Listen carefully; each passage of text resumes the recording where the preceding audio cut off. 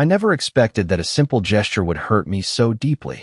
Those were the first words I whispered to myself as I stared at the small card tucked inside the bouquet of flowers my daughter-in-law had handed me that day. It was Mother's Day, a day I had spent most of my life looking forward to, waiting for my children and grandchildren to gather around, showering me with love and appreciation. But this year, things felt different. My daughter-in-law, Samantha, had always been a bit cold, but today, there was something in her eyes that I couldn't quite place. A hardness, almost. I took the flowers from her with a smile, pretending not to notice the chill in the air. My son, Jake, was busy chatting with his father, and the kids were running around the yard. The house was filled with laughter and the delicious aroma of the dinner I had spent hours preparing. Yet, there was this knot in my stomach that wouldn't go away. As I carefully removed the note from the bouquet, I thought it might say something sweet, something thoughtful. Maybe a simple, Happy Mother's Day, or something to let me know they cared. But as I unfolded the small piece of paper, the words on it hit me like a ton of bricks. You're just a burden now. Keep the flowers, but not my time. The words burned in my chest, and for a moment, I couldn't breathe. I stood there in the corner of the living room, the noise of the party around me fading away, as I tried to process what had just happened. How could she say that to me? After everything I had done for her family, after all the years I had devoted to raising my children, helping them through every difficult time, this is how she repaid me? I stood frozen, my hand trembling as I held the note in front of me. It felt like the whole world had shifted. I thought of the times I had invited Samantha over for dinners, offering my help when she was struggling, supporting her when she needed it. And this was how she repaid me? I wanted to scream, to confront her right then and there, but I knew I couldn't. Not in front of everyone. I folded the note carefully and slipped it into my pocket, hoping no one had seen. I forced a smile back onto my face and joined the others at the table. But inside, something had shifted. It wasn't just the note. It wasn't just the words. It was the realization that I had been living a lie all these years, thinking I was a loved and valued member of this family. I had always tried to be the supportive mother, the helpful grandmother. But today, in that moment, I understood. I wasn't needed. Not really. Not in the way I had hoped. I could feel the weight of the note in my pocket, and it was like a heavy burden I couldn't escape. The dinner continued, and I played my part, laughing along with the others, answering questions about my health, asking about their lives. But inside, I was unraveling. As the night wore on, I couldn't help but notice the subtle way Samantha avoided eye contact with me. The way she would direct all her attention to Jake, ignoring me as if I were invisible. Was this how it had always been? Was I just too blind to see it? My heart ached, but I couldn't let it show. Not here, not in front of everyone. The night dragged on, and I found myself retreating to the back porch for a few moments of peace. The cool evening air hit my face, and I closed my eyes, trying to steady my breathing. I thought about the years that had passed, the sacrifices I had made. For my family, for my son, for Samantha, and now this. I had raised Jake on my own, after his father had left us. I had been there for him through every heartbreak, every struggle. And now, to be treated like this? It felt like a betrayal too deep to understand. I looked out into the yard, where the kids were still playing, laughing and shouting as if nothing had changed. Everything seemed so normal, so happy. But inside, I felt broken. Samantha had always been a little distant, but I never imagined she could be so cruel. I knew I had to confront her, but the question was, how? How could I confront someone who had just casually destroyed me with a few words? I stood up from the porch and walked back inside, determined to act as though everything was fine. But as I re-entered the house, I felt the walls closing in on me. There was no going back now. The truth was out there, and I had to decide whether to face it head-on or silently endure it, pretending nothing had changed. But one thing was certain. I would never look at my daughter-in-law the same way again. I walked back into the house, my heart still heavy from the note I had just read. The laughter and chatter from the family seemed distant, as if I were no longer part of it. Samantha was sitting across the room, her back turned toward me, talking to Jake, her voice sweet and light. I couldn't help but notice how easily she fit into the picture-perfect family dynamic, while I felt like an outsider. It hurt more than I could express. I had always tried to be a good mother-in-law, the one who offered help and support without hesitation. I had made dinner for them countless times, been there for their children when they needed a babysitter, always showing up when they called. But today, all of that seemed irrelevant. My mind kept returning to the note. You're just a burden now. I repeated the words in my mind over and over, as if I could somehow make sense of them.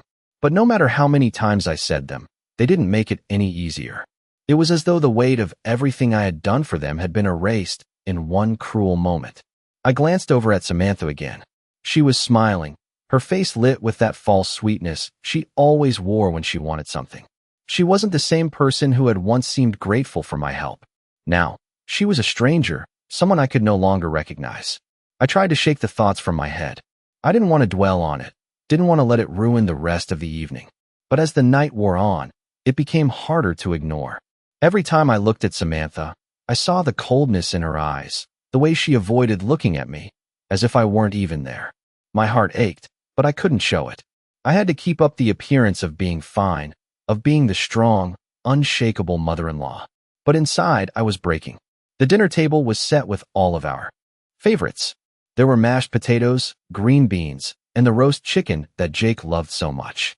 The kids were running around, laughing, and the atmosphere should have been warm and joyful.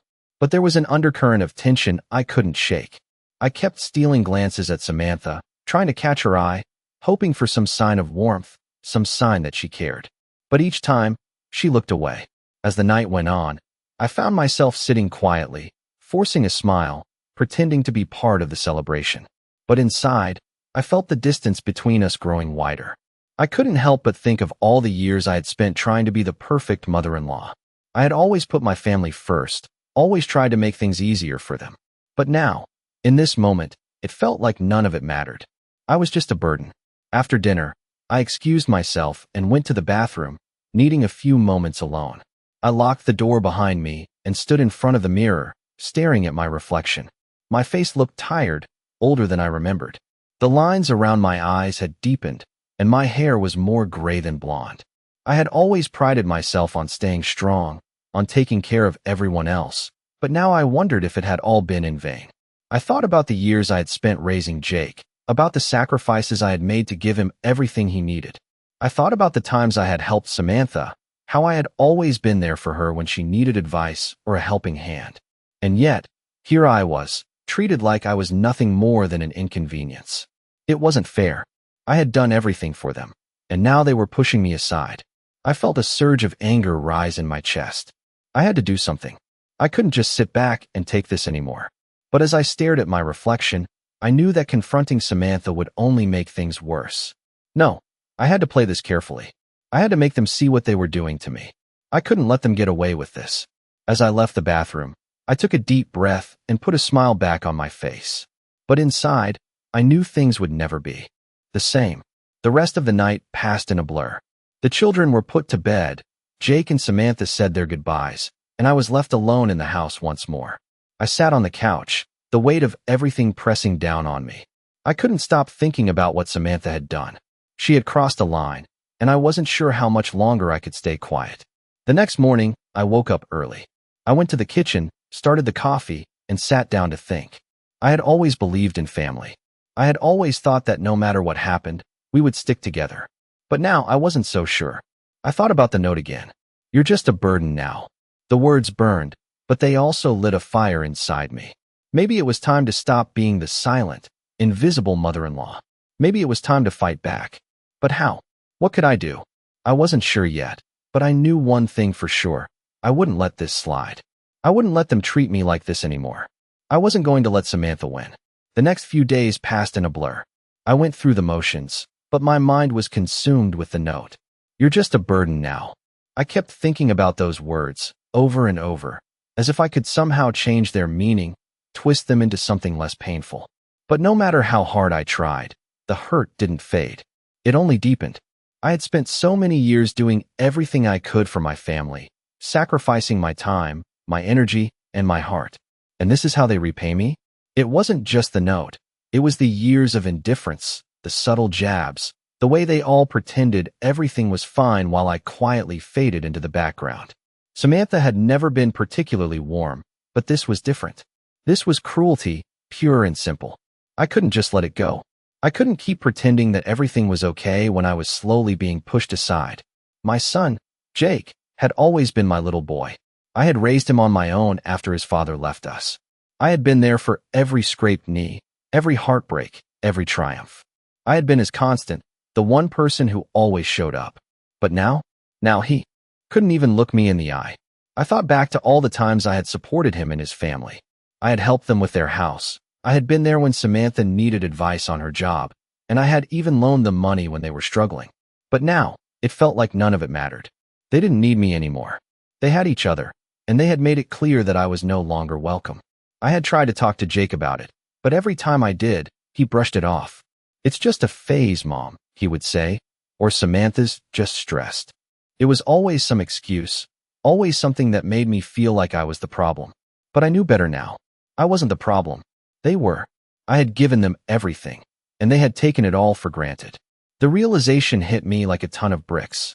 I had been nothing but a doormat for years, and now I was done. I couldn't keep letting them walk all over me. I wasn't going to let Samantha's words define me. I wasn't going to let her make me feel like I was worthless. I had to stand up for myself. I had to take control of my life again. So, I made a decision. I wasn't going to let this go. I wasn't going to quietly fade into the background and let them continue treating me like this. I had raised Jake. I had given him everything. And now, it was time for me to take back what was mine. The next time I saw Samantha, I would confront her. I wouldn't let her hide behind those cold, passive-aggressive words anymore. I would make her see me, really see me, for the first time in years. And Jake, he was going to have to choose. He could either stand by me, the woman who had always been there for him, or he could stand with Samantha. But I wasn't going to sit in the shadows anymore. I was done being the invisible mother-in-law. I was done being the one who always gave and never received. It was time for me to fight for my place in this family. I couldn't change what had happened, but I could change what would happen from now on. I had spent too many years making excuses for their behavior, too many years pretending that everything was fine. But it wasn't fine. It was time for me to take control, to show them that I wasn't going to be discarded like some old piece of furniture. I had value. I had worth. And I wasn't going to let anyone forget that. I woke up the next morning with a heavy heart, but there was a new determination in me. The events of the past few days had left me shaken, but they had also made me realize something important. I was done being the passive, overlooked mother-in-law. I was done letting Samantha and Jake treat me as if I were invisible. I had spent too many years quietly accepting the scraps they offered, too many years convincing myself that things would get better, but they never did. And now, I was done waiting for a change that would never come. I spent the day in the quiet solitude of my home, reflecting on the years that had led me to this point.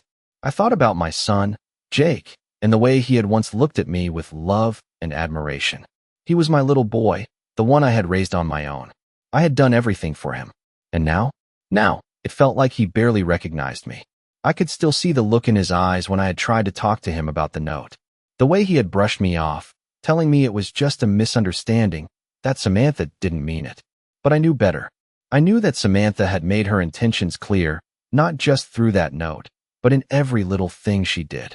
She had always been cold, but it was becoming more and more apparent that she didn't care about me, not in the way I had hoped.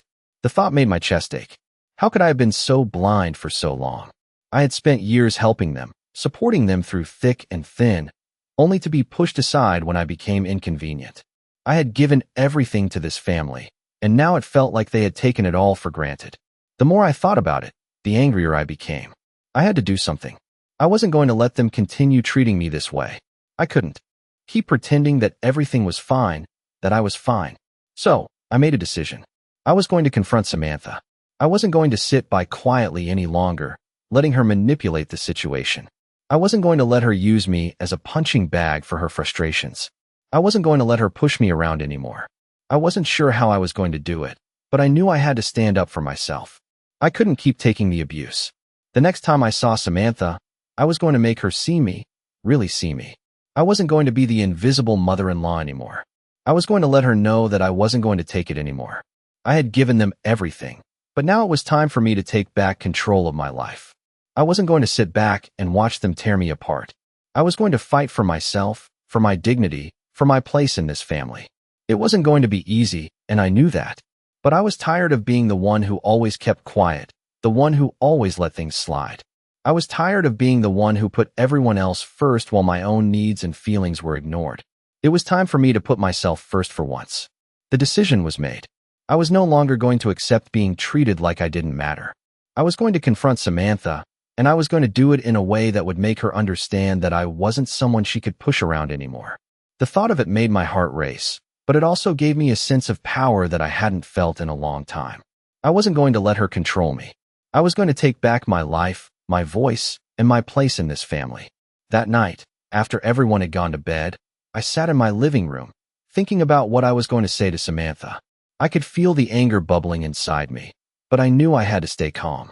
I had to be strong, and I had to make sure that I didn't let her see just how much she had hurt me. I knew I had to confront her, but I also knew that it wouldn't be easy. I had to do it in a way that would make her understand that I was done being the silent, invisible mother-in-law. I wasn't going to let her tear me down any longer. The next day, when Samantha came over to visit, I knew it was time. She walked in, her usual cold smile on her face, but this time, I didn't feel the usual twinge of hesitation. This time, I felt in control. I knew that I was ready to stand up for myself. "Samantha," I said, my voice steady, "we need to talk." She looked at me, surprised, and for a moment, I saw a flicker of uncertainty in her eyes. But she quickly masked it with her usual cool demeanor. "What's going on, Martha?" she asked, her voice as sweet as ever, but there was a hint of tension beneath it. I took a deep breath and looked her straight in the eye.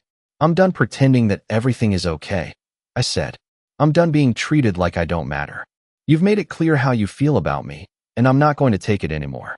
Samantha's smile faltered, but she quickly recovered, trying to play it off as if nothing had happened. But I could see it in her eyes. She knew. She knew that I wasn't going to let her get away with it any longer. "I don't know what you're talking about," she said, but I could hear the nervousness in her voice. "You know exactly what I'm talking about," I replied. "The note. The way you've treated me. The way you've made it clear that I'm just a burden to you. I'm done. I'm done being your punching bag." For a moment, there was silence between us. And then, to my surprise, Samantha didn't say anything. She just stood there, her arms crossed, looking at me.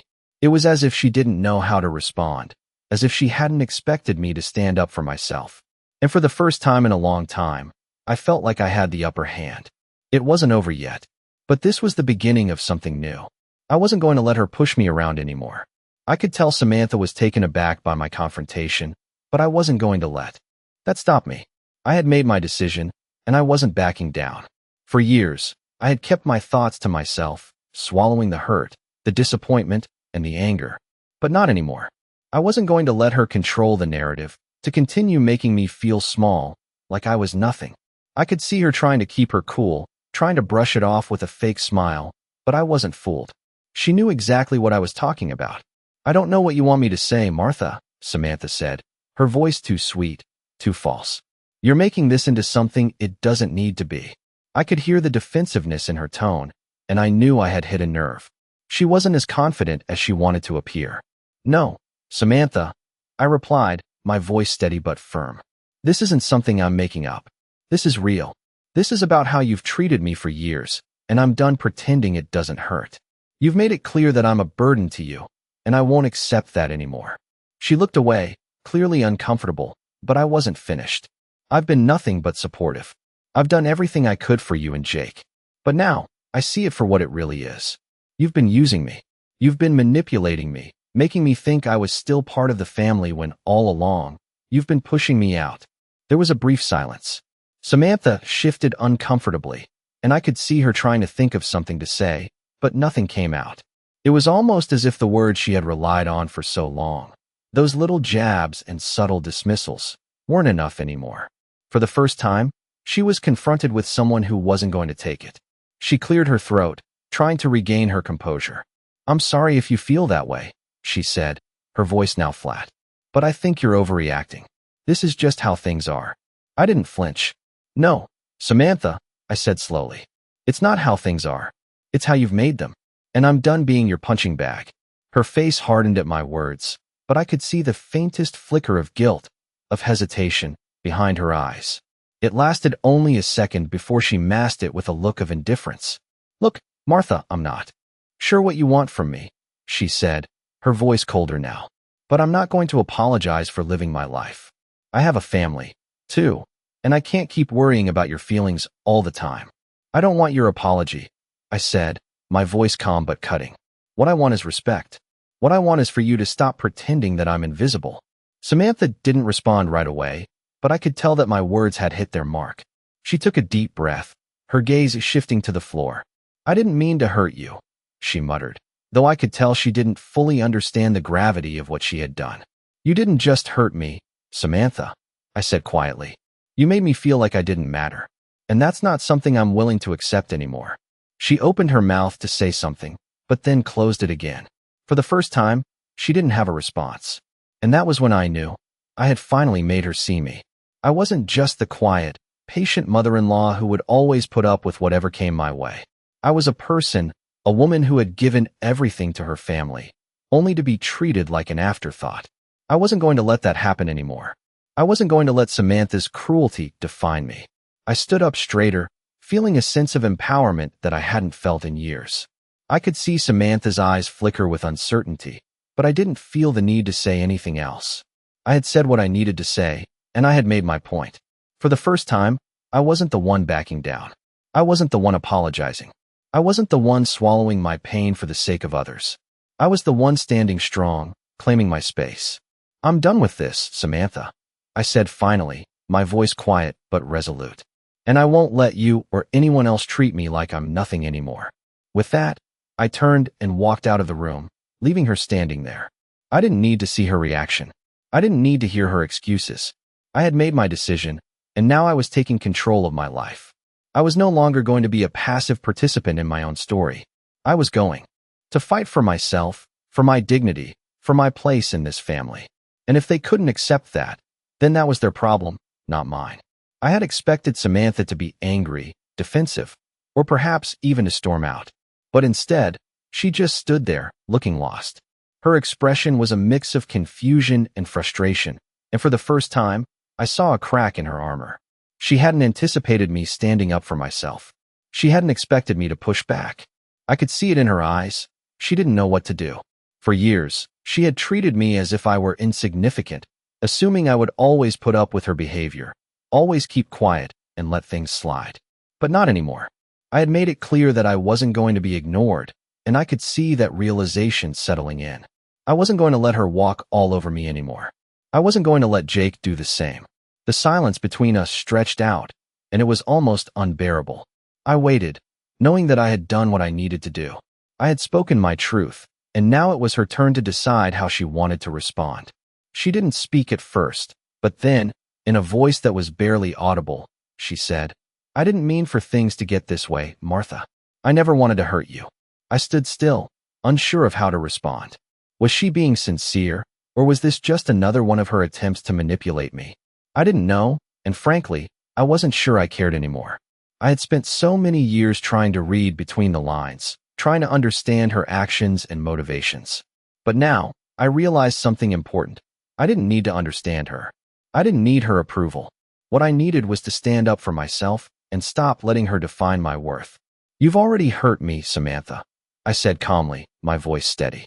And now, you need to understand that I'm not going to let you do it anymore. I deserve respect. I deserve to be treated like I matter, just like everyone else in this family. Samantha looked at me, her eyes searching mine, as if trying to find a way out of the situation. But there was no easy way out. The damage had been done, and it couldn't be undone with a few words. It was too late for apologies. I had given her plenty of chances, and she had taken them for granted. I don't know what you expect me to do, Martha, she said finally, her voice softening a bit. I've been under a lot of stress, and I haven't always handled things the way I should have. I took a deep breath, trying to stay calm. I understand stress, I replied, but that doesn't give you the right to treat me like I'm invisible. You've been making me feel like I don't matter for so long, and I'm done. I'm not going to let you get away with it anymore. I paused, letting my words sink in. You've made your choices, and so have I. The air in the room felt thick, heavy with unspoken words. I could see that Samantha was struggling to find the right response, but I didn't need her to say anything more. I had already made up my mind. I was done trying to fix things, done trying to make everyone happy at my own expense. I was done being the quiet, compliant mother-in-law who just accepted whatever came her way. From now on, I would stand up for myself, and if that meant challenging the people I loved, then so be it. I wasn't going to let anyone walk all over me again. As I stood there, I realized something else. I had spent so many years being the good person, the one who always kept the peace, who always put others before herself. But what had that gotten me? A lifetime of feeling unseen, unheard, and undervalued. It was time for a change. It was time to put myself first for once. Samantha may not have understood that yet, but I was finally starting to understand it myself. I wasn't going to let her or anyone else take away my sense of self-worth anymore. I had spent too many years waiting for the approval of others, for the love and attention that should have been mine all along. I wasn't going to wait any longer. I wasn't going to beg for their love or their respect. If they couldn't give it to me, then that was their loss, not mine. I think we're done here, I said, my voice steady but final. I've said what I needed to say, and now it's time for you to figure out what you want. Samantha didn't answer. She just stood there, staring at me, her face a mixture of anger and confusion. But it didn't matter anymore. I had taken control. I had finally stood up for myself, and that was enough. I turned and walked out of the room, leaving her behind. As I walked down the hallway, I felt a weight lift off my shoulders, as if a burden had been lifted. For the first time in years, I felt like I was breathing again, like I had reclaimed a part of myself that had been lost for far too long. I wasn't sure what would happen next. I wasn't sure how Jake would react or what Samantha's next move would be. But I knew one thing for sure. I wasn't going to let them control me anymore. I was done being the silent observer in my own life. It was time for me to take center stage.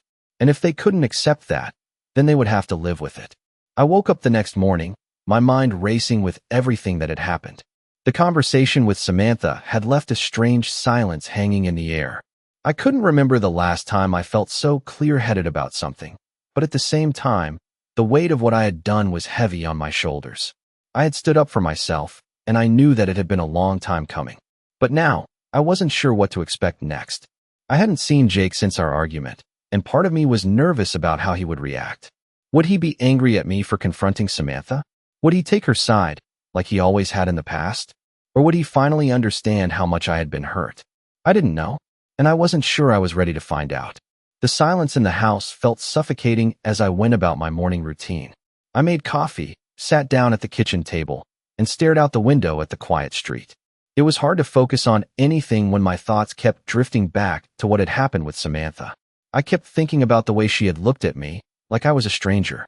The coldness in her eyes, the way she had tried to dismiss me as if my feelings didn't matter, was something I could never forget. It wasn't just the note anymore. It was the years of subtle neglect, the moments when I had been left out, the times when I had been pushed aside in favor of everyone else. It was all coming to a head now, and I wasn't going to let it slide anymore. But even as I felt this determination, there was a small part of me that wondered if I had made the right decision. Was I being too harsh? Was I overreacting? But I quickly pushed those thoughts aside. I wasn't going to second-guess myself. Not this time. I had spent too many years questioning my worth, wondering if I was asking for too much, if I was being too sensitive. But the truth was clear now. I wasn't asking for too much. All I wanted was to be treated with respect, to feel like I mattered in my own family. And if that was too much to ask, then maybe it was time for me to let go. After all, I had done everything I could for them. I had given them everything, and they had taken it for granted. It was time to take a step back. A knock on the door interrupted my thoughts. My heart skipped a beat as I walked over to answer it. I didn't know who it was, but I had a feeling I knew exactly what was coming. I opened the door to find Jake standing there, his face unreadable. He looked like he hadn't slept all night, his eyes tired and his expression tight. I didn't know what to say to him. The tension between us was palpable, and I could feel the weight of everything that had happened pressing down on both of us. "Can we talk?" he asked, his voice soft but firm. I nodded, stepping aside to let him in. We both stood in silence for a moment, not sure where to begin. Finally, Jake spoke. "Mom, I know things have been difficult between us lately, and I know I haven't been there for you the way I should have. But what happened with Samantha? I need you to understand that it wasn't meant to hurt you." His words stung, but I didn't say anything. I just let him continue. "I know she's been distant, and I know you felt pushed aside. But please, try to understand that she's been going through a lot, too. She's under a lot of pressure, and I don't think she knows how to handle it. I felt a knot tighten in my chest as I listened to him. Jake, I understand that people go through hard times, I said quietly, but that doesn't give them the right to treat others like they don't matter. I've been nothing but supportive of her, and yet, she's treated me like I'm invisible. Jake sighed, running a hand through his hair. I know, Mom. I know she's wrong. I'm not saying she's right, but I just want you to know that I'm here for you. I always have been. I know I haven't shown it, but I need you to know that I love you. The words hit me harder than I expected. For so long, I had felt like I was on the outside looking in, like my son didn't need me anymore. To hear him say that, to finally feel like he understood how much I had been hurting, was overwhelming. I hadn't realized just how much I needed to hear it until now. I love you too, Jake, I said softly, my voice thick with emotion. But I need you to understand that I can't keep pretending everything is okay. I need more than just words. I need respect. I need to feel like I'm a part of this family again. Jake looked at me for a long moment, his face softening. I get it, Mom. I really do. And I'm sorry. I promise I'll do better. There was something in his eyes, something that made me believe he was sincere. For the first time in a long while, I felt a glimmer of hope. Maybe things weren't as broken as I had thought. Maybe we could fix this, one step at a time. But I knew one thing for sure. I wasn't going to let them take me for granted anymore. I had taken a stand, and I wasn't going to back down. Samantha, Jake, and everyone else had to see that. I wasn't invisible anymore. And no one was going to make me feel that way again. I woke up the next morning, still feeling the weight of the conversation with Jake hanging in the air. Something had shifted, and it wasn't just the awkwardness between me and Samantha. The way Jake had looked at me, the sincerity in his voice, made me wonder if there was hope for us yet. But I knew that things couldn't go back to how they were before. Too much had happened, and for the first time in a long while, I felt like I was finally being heard. The silence in the house was different now, but it wasn't the kind of silence I was used to, the uncomfortable, suffocating silence that came from years of unspoken tension. No, this was the kind of silence that came after a truth had been spoken, after the walls had been torn down. But even though things felt different, I couldn't help but feel a lingering sense of uncertainty. The conversation with Jake had been a small victory, but it didn't change everything. It didn't erase the years of hurt, the years of being made to feel insignificant. And there was still Samantha to deal with. I didn't know if she was ready to accept the changes I was demanding, or if she would continue to play her games, pretending like nothing had changed. But I knew I couldn't let her push me around anymore. The thought of confronting her again weighed heavily on me. I didn't want another argument. I didn't want to fight.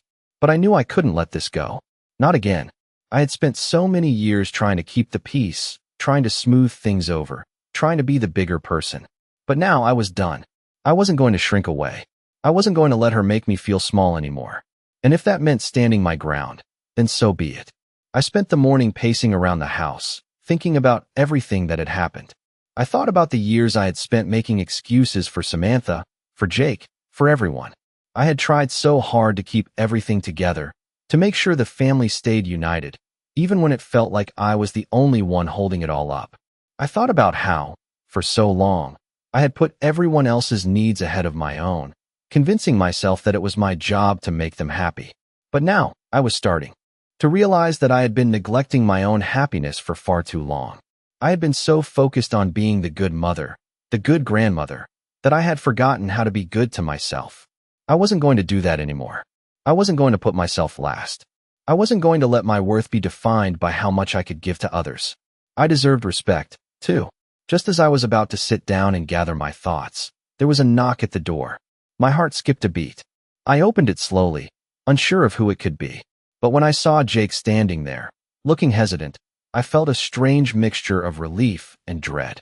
"Mom," he said softly, his voice full of emotion. "I've been thinking a lot about what you said." He paused for a moment, running a hand through his hair, and when he looked at me again, I could see the guilt in his eyes. "I know I haven't been there for you, not the way you've been there for me." I could feel my chest tighten as I listened to him. It had been so long since I had heard him speak to me like this, without defensiveness or excuses. I wasn't sure how to respond, but I knew that this was a moment of reckoning, not just for him, but for both of us. "I'm sorry, Mom," he continued, his voice breaking slightly. "I don't know why it took me so long to see it. but I can't keep ignoring how much you've done for me. I should have stood by you sooner. I should have done better." The sincerity in his voice was almost too much to bear. I hadn't realized how much I had been longing for him to acknowledge my pain, for him to finally see me as more than just his mother who was always there. I had spent so many years feeling invisible, but here he was, seeing me. And for the first time in a long time, I felt like I could breathe again. "Jake," I said, my voice barely above a whisper, "I appreciate you saying that. But words aren't enough. You have to show me too. You can't just say you'll do better. You have to actually do it." He nodded, his eyes never leaving mine. "No," he said, his voice filled with determination. "I will. I promise. I'm going to make things right." We stood there for a moment, just looking at each other, and I realized that maybe, just maybe, there was hope for us. Hope that things could change. Hope that we could rebuild what had been broken. "I believe you, Jake," I said softly. "But it's going to take time. And it's going to take more than just promises. It's going to take actions." He nodded again, his face filled with resolve. "I know, and I'm ready to prove it." As he turned to leave, I felt a small sense of relief wash over me. Maybe everything wasn't perfect, but it felt like the first step toward healing. For the first time in a long time, I wasn't alone. And for the first time in a long time, I felt like I mattered. I spent the next few days in a haze of emotions. There was a sense of relief after my conversation with Jake, but it was tempered by the uncertainty that still lingered. He had promised to do better, to be there for me, but I knew that promises could be easily broken. I needed to see actions, not just hear words. Samantha's coldness still weighed on me, and I couldn't shake the feeling that things between us were far from being resolved. It had been years of her treating me like I was invisible, and one conversation, no matter how sincere, wasn't going to erase all the damage that had been done. But I couldn't deny that Jake's words had made a difference. For the first time in a long time, I felt like he was really seeing me, hearing me. I had spent so much time feeling overlooked and unimportant. But now, it felt like he was finally waking up to the reality of how I had been treated. It was a small victory, but it was a victory nonetheless. Still, there was a part of me that felt hesitant. Was it too little, too late? Had I waited too long to demand the respect I deserved? I had spent so many years being patient, being the one who always kept the peace, the one who never rocked the boat. But now I knew that wasn't enough. I couldn't just be the quiet, accommodating mother-in-law anymore. I couldn't be the one who always gave and never asked for anything in return. I had to take a stand for myself. It wasn't easy. There were times when I felt like a failure, like I wasn't doing enough, like I wasn't strong enough to demand what was rightfully mine. But I also knew that I couldn't keep living my life like this, constantly putting others before myself, constantly being taken for granted. The next time I saw Samantha, I knew things had to change. I couldn't let her continue to manipulate me, to use me for her convenience. I had to make it clear that I wasn't going to tolerate her treatment any longer. When she showed up at my door again, a few days later, I wasn't sure what to expect. Would she apologize? Would she act like nothing had happened? Or would she double down, try to manipulate me again? I wasn't sure, but I knew I had to be ready for whatever came. She arrived, her usual air of indifference hanging around her like a cloud. But this time, I wasn't intimidated. This time, I was ready. "Martha," she began, her voice still carrying that hint of sweetness. "I know things have been tense between us. I just wanted to check in." I could hear the insincerity in her words, but I kept my expression neutral. "We need to talk," I said, my voice steady. "I'm tired of pretending that everything is fine. I'm done being treated like I'm invisible, like I'm just here to do things for everyone else without anyone caring about me in return." She looked taken aback, but I didn't back down.